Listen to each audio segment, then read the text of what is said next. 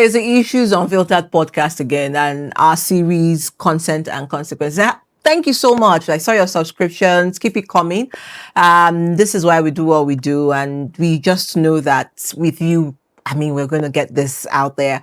Now, talking about consent and consequences, this particular episode it's something really unlayered. I don't know if you were following the conversations last week, about Victoria Rio, who was impregnated in a romantic relationship with one Olapeju Abbas, an LGI, that is a local government inspector in an NYSC camp. And of course, she got pregnant and he allegedly, because he's denied it in court, allegedly paid for her to get an abortion and she died in the process of that abortion. So that's exactly what we're saying. And a lot of people are saying, why is it that we don't have a safer abortion practices? Why is it that, they took her to a quack? Why is it that abortion some people are even saying abortion is illegal. Some people are confused. Are hospitals allowed to do? So there's a lot of in between the lines when you talk about abortion cases. And honestly, the person I'm going to be talking to today will definitely be on layering it. And considering the fact that now this is statistics saying that roughly 33 abortions occur per 1,000 women aged between 14 to 49 annually, with majority of them going through unsafe abortion in Nigeria. So you're looking at about 1.2 something million. Okay, who have gone through induced abortions performed in Nigeria, with at least most of these cases unsafe due to restrictions, unsafe practices, etc. But Dorothy Njemanze, don't know if the name rings a bell. She's the executive director of Dorothy Njemanze Foundation, a frontline first respondent agency and organization here in the FCT, where a lot of work with young people, women and girls, continues to show the need for safe spaces for young girls. I mean, I don't know. When you hear this kind of story, what comes to you? And it just defies all sense of, I mean, you allow your child to go for NYC, she gets to camp, you're in your home thinking, okay, she's, doing the normal stuff young people are supposed to do when they get to her, and then you hear she's dead from unsafe abortion. Yeah. Okay. Well, thank you for having me on. Moments like this remind us that females are human. Everybody pretends to be human, but denies females of basics that, their autonomy, their agency need to thrive as human beings. Until there's loss of lives, then the blame game starts. And so many times the blame game is from an unhealthy place. Okay. So yes, she's gone to What camp. do you mean unhealthy place? Yes. So she's gone to the NYSC camp. Yes, fine. Can she have romantic relationships while she's in the NYSC camp? Absolutely. True. When she's trying to have the relationship while she's in the NYSC camp, who will she possibly be having it with? A male or a female? Possibly a male. What socialization has been done that would make her emphatic on the kind of sex they happen to have? I see. And so when she says things, when things like, okay, just do this now, that there are things that can happen after, you don't even love me enough, or she doesn't want to feel weak, or she doesn't want to look weak, or she doesn't want to look like she wasn't brought up enough to be questioning what a man wants, because a lot of females are trained, are socialized into you exist for the pleasure of men. And so whatever the situation, it's what the man wants. It may be uncomfortable for you, but as a good woman, you will fall in line. So my question was, at the time the sex was happening, how much power did she have to determine the way it went? Power dynamics come to play. She's a youth corper, and the person that is a supervisor, is a supervisor, a superior, who has who has the responsibility of protecting youth corpers, right? Guiding them aright to something, or some degree of protection. And so the person now decided to guide with his penis. Fine. To what extent could she say, no, I don't want, or no, it is not safe? Did she have the financial power or the economic power to even attempt such a thing? If yes, let's assume it was about to happen and she says, oh, I don't want to have unprotected sex. Mm-hmm. To what extent would she be listened to? Mm-hmm. Okay. I have now we started with a story. I Yeah. have now taken us to the reality of socialization, power dynamics, and the choices people make. Now, at the end of the day, for pregnancy to have come by, it means that it's either after she had taken a post pill, more Assumptuously, yes, like you are yes, assuming that she I'm took. giving you different scenario of Okay. possibility. Okay. After she had taken a post pill, there were other sexual encounters, right? Which would make the particular pill that has been taken not to count. So there's a window within which it should be ingested. True. So if after the window, the ingestion has happened, more sexual encounters have occurred, some men would not think, look, the one you took last week does not cover the one we have done this week. Do you get it? And so when the women start asking questions, we now start seeing things on social media and in other places of, you are becoming too materialistic. You are becoming too much. Are you the only woman? You are nagging too much.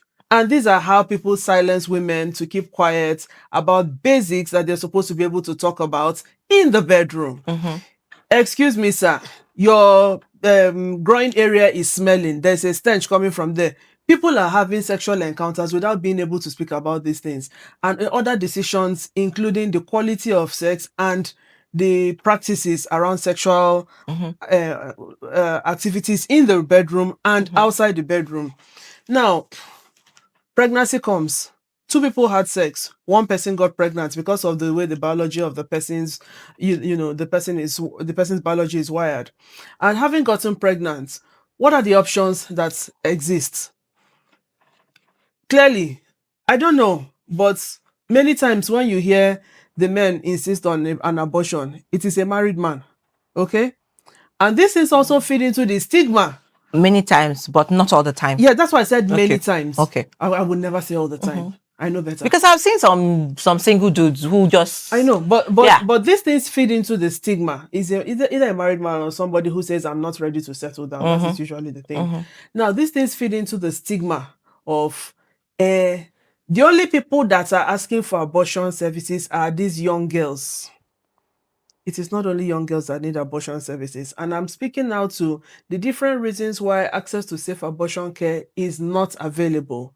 But the people forget that it is real human lives that are lost, because whether or not we like it or we want it or we want to know about it or we care to know about it or we would rather distance ourselves from it, services for termination of pregnancy is needed. Services for completion of pregnancy being terminated is needed. Sometimes food people eat can terminate pregnancy or ignite the process of a pregnancy termination, and people usually would go to the only place they feel there's some expertise, locally known expertise. Sometimes it is the boutique nearby. I see. Sometimes it is a mechanic workshop where tools are easy to manipulate. Now, the lacuna in the law, the provisions of the law not to decriminalize abortion care is a big problem. So, who then qualifies as a quack? There are services that can be provided as long as it is seen to be a threat to, the life of the carrier. But the question is, who even determines when it is a threat? I believe it is the person carrying that should determine when it's a threat. Because irrespective of how much medical knowledge I would have as a doctor, I won't see you on the road and say, hey, the way your neck is bent, you must have headache. Oh yeah, come, let me treat you. No. But society makes, the person who will determine it is you that has the head or the body that will say, I feel this way. And based on this thing I feel, this is what I need and why I need it. But the agency the respect for the autonomy of the bearer of the pregnancy and the agency the person has to take the decisions is taken away from the person for other people who are not the carriers to be able to determine whether or not it is needed. Problem number one. Then when they now determine, okay, you need the thing, the next question is where do you acquire it? So there's a lot of unfair backlash that medical professionals who can render these services are getting, and that's why many people choose to abstain from rendering these services. And the more they keep abstaining, your daughters will die, your children will die, your mothers will die, your sisters will die. If they don't die, they would have different kinds of sicknesses or complications arising from the processes, and it's unfair. Let me even come in here, because when people hear maternal mortality, they just think is married women. There's something that just happens, that when something is maternal, and they just think it's women who have gone for antenatal, women who are pregnant, mothers, and then the emergency around it. Because talking about this thing, I know that when I did some research, I think over 500,000 women experience health consequences, from badly done abortion, and some are undergoing, over 200,000 are undergoing treatment for complications. Oftentimes they don't even get to talk about it until it is too late, because there's this fear. Yes. So when we think maternal mortality, how do we begin to have this conversation to dissect and look in between the line? Who are we speaking to when we're thinking maternal mortality, and why is it an emergency? Because really, I've met really literate people who still can't give answers to this. Seemingly literate people. Seemingly literate. But at the end of the day, it's important for us to recognize that these things are human rights based issues that affect real human beings, and that's why they're human rights based issues, because they affect females differently from how they affect males. We need to recognize that where critical decisions are taken, the voices of the females matter more than the voices of the males that claim they went to school, amongst other things, or are trying to gain relevance for some, for whatever the purpose is. Yeah. So the critical decisions around this should be led by females. And the impact of socialization should not be lost, because, if we think about the fact that real human lives could be affected at the end of the day. Yes. What options did this lady have? What options did she have? Then people would say, oh, so why did she go and open her leg for a man when she knew she was not ready? Why to is marry that the man, always the first amongst other consideration? things?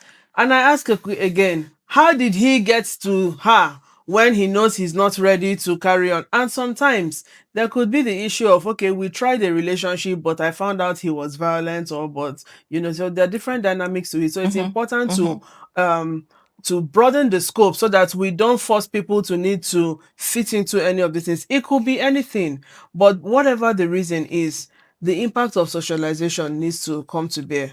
The positioning everybody takes on whether abortions should happen or should not happen should respect the fact that if you say you're pro-life, the life of the bearer of the pregnancy is the first life to come consider. first. Yes. Is the first life to consider. And I don't know that I would want to lose my life where there are opportunities where I could give a shot, I could have a shot again. And I see no reason why somebody who is not the wearer of my shoe would determine how I go through the process, And so for what it's worth, impact of socialization, taking the bias out of the system, because the bias in the system is the primary promoter of the hypocrisy. But if you think, if I'm hearing you correctly, socialization has different, stratosphere, right? Absolutely. I'm thinking that perhaps for me, I would say the first agent of socialization is the family. Absolutely. Right? The school, the church, the mosque. So how do we now, because that's even where the whole issue of, the conspiracy of silence begins. So you see a girl, she gets into a relationship, she probably had, I've had experiences that demanded she has an abortion and she didn't talk about it. And then the moment she decides to talk about it, she is demonized. Shamed. Yes. Now, you're talking about the girls. Let us also remember that considering the economic dynamics of the nation today, abortion care is one of the best options of family planning people have. Yes. Because a lot of men still insist on not having protected sex with their spouses or girlfriends, and when pregnancies come, insist that if they don't get those things terminated, they will face violence. So a lot of people negotiate their way out of domestic violence, physical domestic violence, by subjecting themselves to whatever abortion care is available in their area. So it's important to show how rampant these things are. I'm happy you call those institutions. Who are the people in the family? It is us. Who are the people in the school? It is still us. Who are the people in the churches and in the mosques? It is still us. Who are the people running the economy? It is still us. So that's why when I speak to the need for the central ideology of, questioning your biases and refining your biases to recognize how much hypocrisy you are promoting and the extent to which it is taking lives or costing lives, then would be better positioned. So many people say they offer only post-abortion care. What that means is that go and start something, Then we'll then we finish will it. come and help you and finish Wow. it. So could she have gone to start something and then, did she go on time to get it finished? What are the dynamics to it? We need holistic services that can start from the beginning and finish the procedure. Because whether we agree it is needed, or we like the idea of it being needed, or we think it is needed, or we do not think it is needed, people will do it. People will need it. So the different things, the cutlery or all those things that come to bear, people, you see, it's important to remember that a lot of misinformation and disinformation is enabled by the lacuna the hypocrisies have created. So people want to look relevant, people want to make money. And so it's like, okay, worst case scenario, you will die. And who is going to press charges, Because you came in secrecy, by the way. Yes, and nobody even knows you are there. Especially because it is abortion. Who will press charges because it is abortion? Okay, she came and her abortion, and then okay, so why didn't you? It now becomes, why didn't you raise your daughter well? Why didn't you do this? So there's an unfair burden of that questions the decency of females who get pregnant. And there are so many reasons why people get pregnant that they do not, and they would not want to keep the pregnancy. Incest is a very big noted one. Yeah. And the levels of incest are rising. During the COVID lockdown, the figures that came from Anambra State, showed that there were high incest figures. And why were those figures there? Because these people hold power. The perpetrators hold power. There was high dependency for food with limited resources, and these people weaponized that dependency and activated their penises, and there were pregnancies amongst other kinds of violations to people And who these are were usually supposed close to be people. in their care, under their care, right? Yeah. And so if these are the kinds of things that have been normalized, these are, harmful normative practices leaning on each other. And one of the possible consequences is pregnancy. And so and the pregnancy will not come from, I wish that it is perpetrators that used to get pregnant when these things happen. The dynamics will be different. But because the perpetrators are not the ones getting pregnant, they don't care about how these things happen. Because so the unfair burden, it's like the unfair burden that is usually placed on victims of sexual and gender-based violence Okay, so everywhere. so let's look at, emergency. I hear emergency, I hear right now, I hear solutions. Maternal mortality. Because, WHO came out to say that Nigeria is now one of the most dangerous place to give birth. So you're talking about not just giving birth normally, we're also talking about a higher percentage of it dependent on the fact that we have a lot of unsafe abortions. Yeah. So where does the law come in here? And where do the practice of the law come in here? How do we go forward? I would expect that anything that centers human rights would be where the law comes in. But where the law comes in as a hypocrite, then the law is, the law is just a representative of injustice in the room. I would expect that, because from the beginning, I've tried to show that everybody is a human being. Yeah, you painted The scenarios. issues are all neutral, but they all affect females differently from how they affect males. And that's why males make excuses for not respecting autonomy and agency of females. And when negative repercussions come from it, then they run away from accountability and push the responsibility for accountability to their victim. So we need to refine our processes such that we are grounded by human rights. Okay. Let human rights center all our conversations, all our narrations, everything. Let the respect for human rights, let our shared humanity be the one that is centering Around the law, yeah. that is centering our point of view. Okay. So if there's a law that protects, if there's a law that's I think the quality of socialization should be tested by the law. Okay. So there should be some degree of penalty for people deliberately passing misinformation in order to keep children in line. You know, if a man sees you, you will get pregnant. If this happens, this. If you get pregnant, it is your fault. But I heard that in plenty in school, even from school mothers. That is misinformation. That is unfair. And so it already tells you that no matter what happens and you're the victim, you're still to blame for whatever your perpetrators did to you. So centering humanity is the first place anybody who wants to talk about anything legal or moral needs to start from. And you need to question your biases, because so many times people forget the privileges their situations offer them and they take for granted the realities of other people who don't have the privileges they have. Okay, so somebody said, when is it the right time to have sex? Because right now, much younger people are learning about sex online, practicing it Online and offline. Yes, in closets, way before the maturity age, which is supposedly, well, I think the adult age is 18. You think? I know that the adult age is 18. I'm thinking because a lot has happened that has not happened within the age group of 18. And so I'm beginning to ask, is anybody talking about it? How are young people picking up these, what I call vices, offline, online, and practicing offline? So much so that I see videos, online of even as young as 5, 6, showing representative behaviors of sexual, behavior. Yes. So finally, before we just wrap this up, how do we do that conversation around when and how and who should be talking about sex to the young one? Everybody should talk about sex. There's age-appropriate exposure to sex. So 2-3 years old, it is the names of the body parts. This is my head. This is my leg. This is my penis. This is my vagina. This is my armpit. This is my breast. Don't touch. So you don't call it cuckoo. Don't call it. When you finish saying, okay, so we've had situations where somebody says, okay, so he gave me his banana to eat, and this is a 5-year-old child. Oh my God. So when you tell children that penis is banana and their vagina is cherry, you understand, cherry is not for consumption.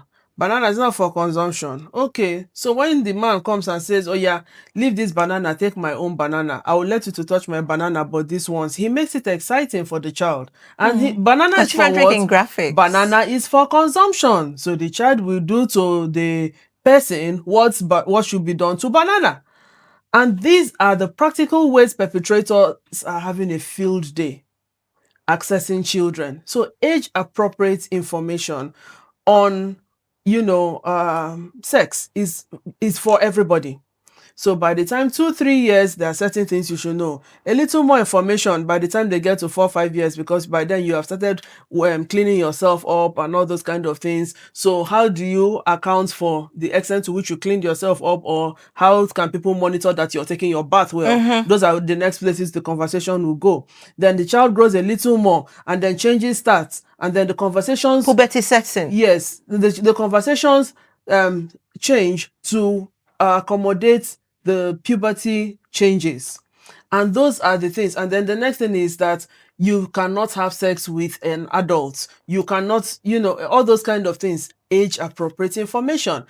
Can we ever do it enough? Absolutely not. We will continue to do it and keep doing it over and over. It's like saying, but I ate food last week, and I ate food last month, and I ate food.